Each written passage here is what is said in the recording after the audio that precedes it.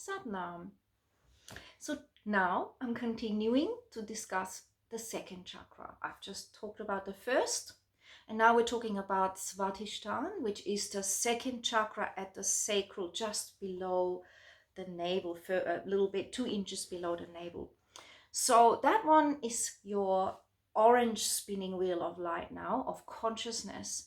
And it is your water element. So it's about flow, it's about emotion, it's about self-esteem, it's about being able to find your own rhythm in life rather than dancing by someone else's rhythm. And finding out also what messages inside you, for example. I'm talking about my perspective, Sabine Abnash-Jot, because I could talk about this for 5 days. So if anyone else knows something else, that's also valid. I'm talking about what comes up for me in this context right now, spontaneously, and also what I feel right now is happening with the women in my group and in my classes. So this is about sensuality, of course, and a lot of people think this is the sexual chakra, whoa, and all this kind of stuff, but really it is. Every chakra center is very, very spiritual as well. It's never just earthly. And in fact, once we do the spiritual dimensional aspect, the earthly side moves in a sacred way. So when it comes to sensuality, the sacral is about really the union within yourself, feeling united with your beauty, with your sensuality, with your emotions, with your capacity to flow and be creative. So this is a really powerful center. It's really about realizing that there is no mistake because everything is a creative act, and being able to tap into that and to not be such a perfectionist. It's great to have some perfectionism in the back. Maybe if you need to finally check something, or maybe if you are flying a plane, or if you're launching something really powerful and significant, or you're a brain surgeon. And even that is a creative, intuitive thing ultimately, because each brain would be different and each situation would be unique. So we need to realize that there is flow in life, and that there is, things that move, and that, that movement in itself is very interesting because it has its place also in stillness. So you can be like the still lake, but you could also be like the ocean with the layers. You could be like the waterfall, or like a trickling river. And all those aspects are things that we experience. And in this particular chakra, to have a very healthy chakra is to be okay with your emotions in the context that you own them. So that if you're very emotional, that's great. You might be very sensitive, but you're okay to understand that you can meet them and you can move through them, so they're not bottled up or projected outwards, or anything like where, for example, the emotion is making you feel completely unstable. So here we come back into the first chakra. So we need to have that grounding. Once we have the grounding, it is much easier to embrace that incredible flow which can come with that emotional self, and the water element, which is affected by so much, in particular for women, which is beautiful. That makes us so multifaceted. That makes us so, mysterious as well. There's just a million things I could be saying. But with this one, you want to bring up your pelvic floor, you want to get grounded, you want to inhale and exhale. And then a beautiful breath is the circular breath, as a union with yourself. So you would basically inhale up all the way, feel that breath, imagine, and exhale down without gaps in the middle. So really slow, inhaling up, straight away exhaling downwards. Usually we would pause there significantly on the inhale and exhale. So this is more of a circular kind of breath. So it's about movement and about things like the Sufi grinds that we do. Those of you who come to Kundalini yoga, it is a very beautiful center to really connect with your rhythm as well. And the heart chakra will get back into that. And of course the throat as well. They all have to do with rhythm at the throat, how we speak, the rhythm of mantra. And then at the heart, it's the rhythm of the heartbeat and the unstruck sound. So again, you can see no chakra is specific or has one, is all singular. But definitely here, it is about reproduction, creativity, flow, the color orange, the musical note D. You can again chant, it's Vang in Kundalini yoga. And really your power and the gift of this chakra is your creativity.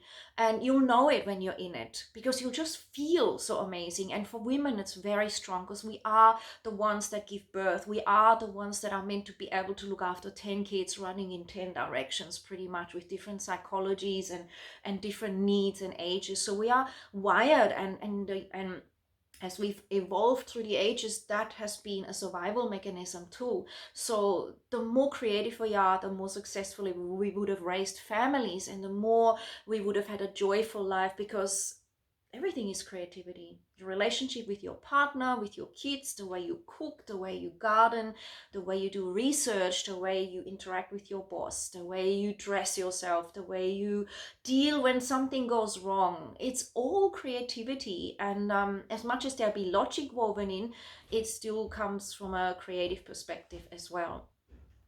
So feeling that you can embrace that creativity, whenever there's a problem, there will be a creative solution. And you can meditate on that. You can really sit with this. So what is the creative solution to this problem? And journal it, write it out, because that in itself is a creative act. Feeling that ink flowing onto the page, and being able to, notice that and see that. And perhaps as you draw and use colors, your creativity becomes even more powerful, because that's all linked as well. So the shadow side of this one is guilt. And again, there are many other shadow sides, but when your creativity is stifled, you do feel literally stifled, because life is creative. And when you become, especially as a woman, too logical, trying to do everything, trying to be a man and a woman, then often that side gets reduced, and that really creates a feeling that you are just not able to be yourself and flourish and blossom, because a woman is a graceful being, is feminine, is there's something that you can't describe. It's the aura, it's the feeling, it's this la. And yes, we have a masculine and feminine, but the feminine is there for a reason, and then the masculine and feminine can dance together within and be used. And yet, being a woman is still, in its own sense, something that you can connect with through this sacral in a specific way. So can men, obviously. I teach specifically women, so I'm a bit more focused on that, but you can apply this to yourself if you're a male as well. You have the same stuff inside you. It's just going to be to a different level and to a different expression potentially. Or it could be just exactly the same, depending on who you are, how you're wired, how you were raised, what's happened in your life. So your right is that freedom to have your own creative expression. So you could ask yourself, what is that for me? Have I creatively expressed my unique self? It might feel crazy. You might have been told as a kid, don't be so outlandish, don't be so, illogical. And then it sticks in there. Wow, I better be logical, because, or someone might have told you I'm not good at art or something like this. This can happen very easily in school. One teacher that speaks like this, and you're receptive and maybe vulnerable, and that's it. So again, in Kundalini Yoga, we work on that, and I tend to teach in a unique way, because I ask questions. I have been asking that if people want to journal, they can journal. Bring with them what you want, what nurtures you, whether that's crystals or scarves or whatever, or after class journal. I really like to create that sanctuary, and that is my creativity. I like to set up the lights and the candles and a bit of incense and have that music, and it creates an ambience. And to me, that is what I love. Even in my own house, it's always about lighting, and ideally, if I had the time, I would just make the whole house magical. I just don't have the time always. And of course, kiddies, they're all grown up, pretty much teenagers, they have their own idea, and I can't impose my madness onto them. So it's all about that. That's again also creativity, and honoring other people's unique creativity and what makes them happy, which is also fun. So let yourself feel those emotional states. What's bubbling up?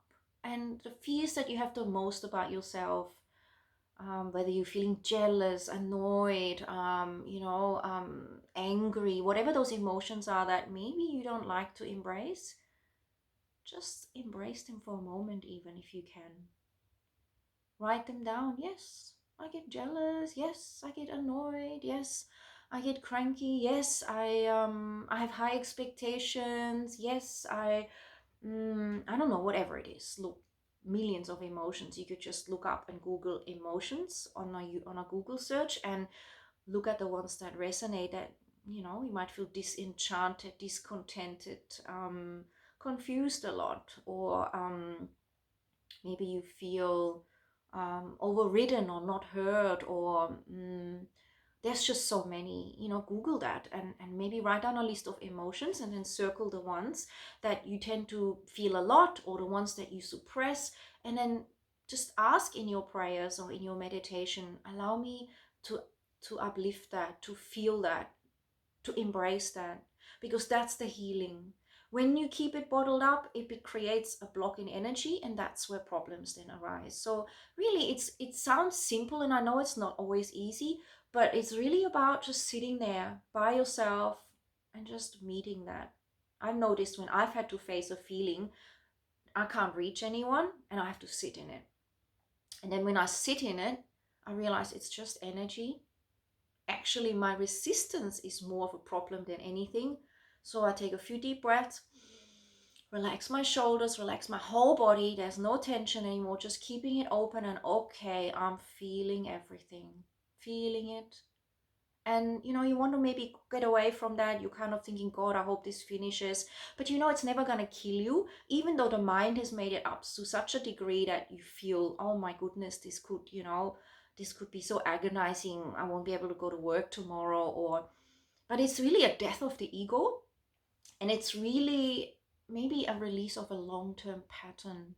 So embrace that. It's powerful, because when you do, you'll be able to laugh at your emotions and embrace them and find them beautiful. And then the world will reflect that back to you and also love that. Your many dimensions, and you'll be able to meet others on their levels too, without feeling that you're responsible for them, right? Because they're sharing their colorful bouquet of who they are, and then you can enjoy that. You can smell the flowers, you can look at the colors, but we're all owning our own stuff. And sometimes we cry together, sometimes we laugh, and that's all about that flow as well. This will be different for everyone.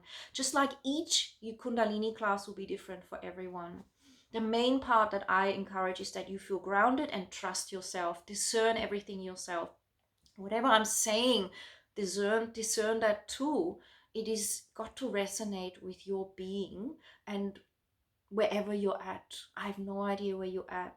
And even if you were to tell me, it could be quite different, and I might not hear it in exactly the way you mean it. So the most powerful thing is honor yourself, each emotion. Like a beautiful smorgasbord, here it is. Wow, how rich are we to be able to enjoy these different emotions and to still be the observer, noticing, wow, that really got me. That emotion, I really went into it. Oh, wow, I'm observing this emotion, and I don't really need to get into it for some reason now, because I'm seeing it. I'm just going to keep quiet and feel it and find it quite cute. So see how you go. There's many ways. I'm just speaking, trying to keep it to under 15 minutes. But say an affirmation like, I feel at home and at ease in my body. Yeah, that's a very nice one. I'm in balance with my relationship within myself. I move easily and effortlessly in my unique flow. And take time to reset and check in every few weeks, whatever feels right. Am I in my own rhythm and flow? Because when we start to hurry along, especially with the rest of the world or with someone else who is in a hurry, or when we slow down because someone's pulling you back all the time, feel free to be able to, this is where the throat chakra comes in, when it's balanced, to communicate, hey, I need to slow down a bit.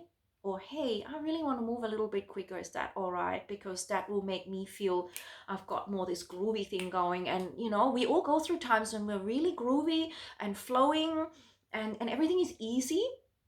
And other times when naturally we need to go within and we're very quiet and we're still. So that goes with the seasons, but it also goes with the center of in emotion. The sacral chakra brings this gift as well. And when we honor it, life is a divine playground, as it is. Sat Nam. Feel free to comment. Let me know how you feel about it. Let me know if you've got questions. And again, I'll be making more courses on that, including an e-course and more YouTubes. And feel free to join my classes in Adelaide and online when they come out. Feel free to leave me messages. I would love to hear from you. Subscribe to this channel if you like it. I'm here to support you and remind you who you truly deeply are and always have been. Sat Nam. Sat Nam.